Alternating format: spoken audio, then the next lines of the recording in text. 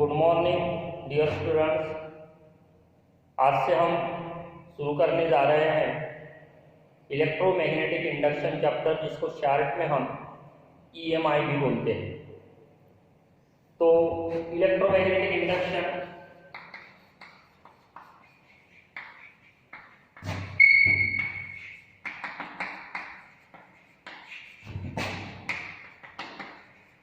इस टॉपिक के मीनिंग पे पहुंचने से पहले हम थोड़ा इलेक्ट्रोस्टैटिक्स में वापस चलते हैं। Electrostatics that is electricity and magnetism are correlated with each other, और इसलिए इलेक्ट्रोस्टैटिक्स में थोड़ा वापस चलते हैं, जहां हमने इलेक्ट्रिक फील्ड के बारे में पढ़ा था। इलेक्ट्रिक फील्ड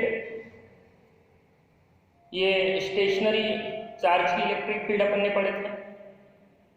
मूविंग चार्ज भी इलेक्ट्रिक फील्ड देता है, लेकिन जब कभी इस इलेक्ट्रिक फील्ड को रिप्रेजेंट करना होता है तो हम ग्राफिकल इसका रिप्रेजेंटेशन देखते हैं, जो कि लाइंस ऑफ फोर्सेस से बताया जाता है।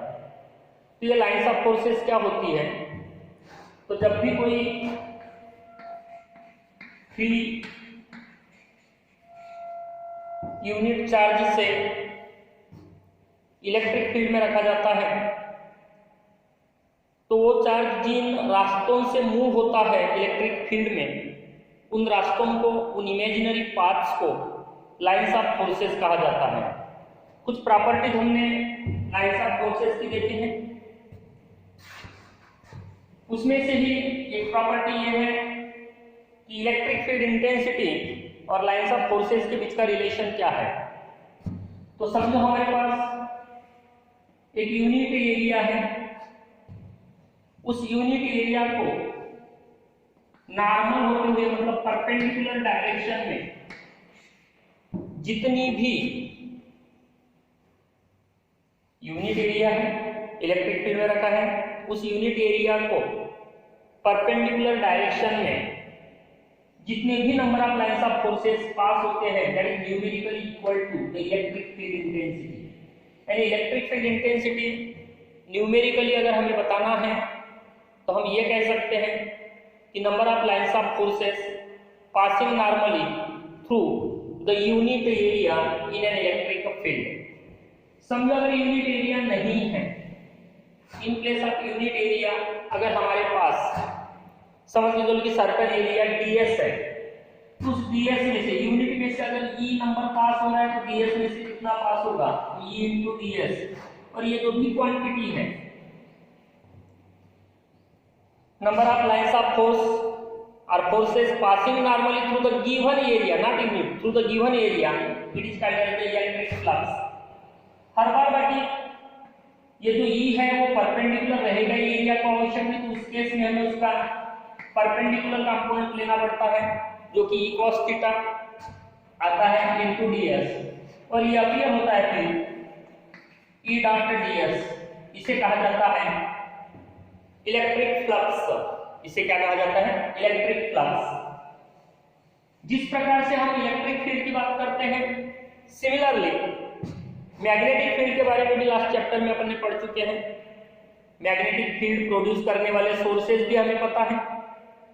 मैग्नेट से भी मैग्नेटिक फील्ड प्रोड्यूस होती है, मूविंग चार्ज से भी मैग्नेटिक फील्ड, यानी जो चार्ज इन मोशन होता है वो भी मैग्नेटिक फील्ड जनरेट करता है। टोराइड, सोलानाइड, ये करंट कैरिंग लूप, ये सभी बातें हमने डिस्कस की है। और ऐसे मैग्नेटिक फील्ड में समझो फ्री मैग्नेटिक चार्ज से यूनिट मैग्नेटिक चार्ज, या समझो अपन उसको प्लस एम से बताते हैं, मैग्नेटिक चार्ज अगर रखा है तो ये भी डिफरेंट पाथ से मूव होगा मैग्नेटिक फील्ड में। उन्हें मैग्नेटिक लाइंस ऑफ फोर्सेस कहा जाता है। उन्हें क्या कहा जाता है? Magnetic lines of forces. जिस प्रकार से इलेक्ट्रिक लाइंस ऑफ फोर्सेस थी, similarly magnetic lines of forces होती है। दोनों में अंतर ये होता है कि electric lines of forces open curve होती है और ये क्लोज्ड कर्व होती है। ज्यादा डिटेल इसमें जाने की जरूरत नहीं। बाकी जिस प्रकार से इलेक्ट्रिक फ्लक्स होता है, वैसे ही मैग्नेटिक फ्लक्स के बारे में यहाँ थोड़ा हमें जानना है। तो जैसे इलेक्ट्रिक फील्ड इंटेंसिटी में हमने कहा था number of lines of forces passing normally through unit area, similarly यहाँ भी number of lines of forces passing normally through unit area magnetic lines of forces is numerically equal to the magnetic field P। और अगर ये area PS की जगह यहाँ मैं area A से बता रहा हूँ, it becomes the magnetic flux B into A if B is not perpendicular, then it is B cos theta into A, that is the B dot A। इस प्रकार का मैग्नेटिक फ्लक्स का यहाँ हमें फार्मूला मिलता है। हम इस फार्मूले को ध्यान में रखेंगे, I equal to B into A। समझो अगर मुझे फ्लक्स को चेंज करना है विथ रिस्पेक्ट टू टाइम, जिसे मैं कहूंगा d phi by dt, तो इसके दो तरीके हैं। एक तो आप d को कांस्टेंट रखकर जो मैग्नेटिक फील्ड में एरिया है सर्टेन लूप का, सर्टेन कॉइल का, सर्टेन सर्किट का, उसको वेरी करो। या दूसरा तरीका है एरिया को कांस्टेंट रखकर जो magnetic field linked with the conductor और कॉइल है उसको चेंज करो। तो इन दो तरीकों से either bye changing the magnetic field linked with the coil or say conductor और से bye changing the area in the magnetic field, ये दोनों से हम जो भी मैग्नेटिक फ्लक्स है उसको वेरी कर सकते हैं, चेंज कर सकते हैं, जिसको rate of change of flux भी कहा जाता है। फैराडे और दूसरे साइंटिस्ट लोगों ने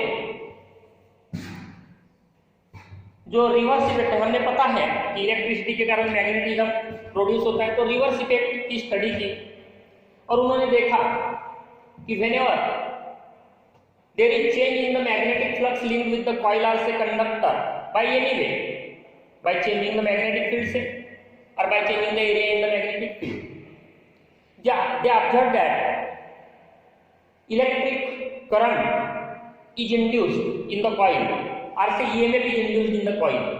और ऐसा जो फिनोमेना है जहां magnetic flux either by changing the magnetic field linked with the conductor or by changing the area in the magnetic field, ये दो बातों से जो मैग्नेटिक फ्लक्स चेंज किया गया और ये चेंजिंग मैग्नेटिक फ्लक्स के कारण कंडक्टर के अंदर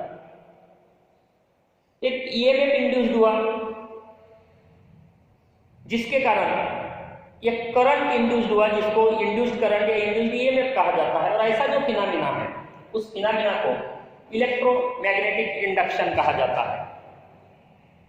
यह हो गया डेफिनेशन ऑफ इलेक्ट्रोमैग्नेटिक इंडक्शन। इस चैप्टर में जो पहले हम कुछ फार्मूले पढ़ चुके हैं उनकी जरूरत पड़ेगी। उसमें से एक इंपॉर्टेंट फार्मूला है जिसको हम लॉरेंज फोर्स बोलते हैं, F जो कि Q into V cross B से दिया जाता है, या आप बोल सकते हो Q into VB sine theta. अगर मैग्नेटिक की बात करें इसको लॉरेंज फोर्स कहा जाता है। Q is the charge moving with velocity v in the uniform say magnetic field P। और ये जो भी फोर्स है by vector product rule it is always perpendicular to the direction of velocity and the magnetic field P। इसकी भी यहाँ हमें जरूरत पड़ेगी। तो ये एक फार्मूला हो गया और वो मैग्नेटिक फ्लक्स का और बाद में आएगा ही कहीं ना कहीं, उसे ध्यान में रखना है। अब सबसे पहले इस फिनोमेना को समझने के लिए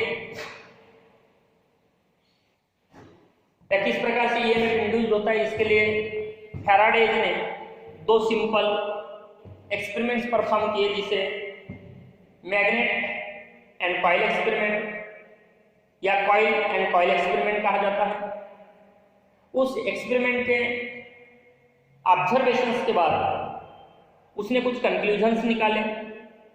उन कंक्लूजन्स को उसने अपने लॉ के फॉर्म में फॉर्मुलेट किया, प्रस्तुत किया, कहेंगे अपन, प्रेजेंट किया, जिसे हम फैराडेज फर्स्ट लॉ और फैराडेज सेकेंड लॉ करके हम देखने वाले हैं। तो ये हम अपने नेक्स्ट वीडियो में देखेंगे। तब तक के लिए बाय।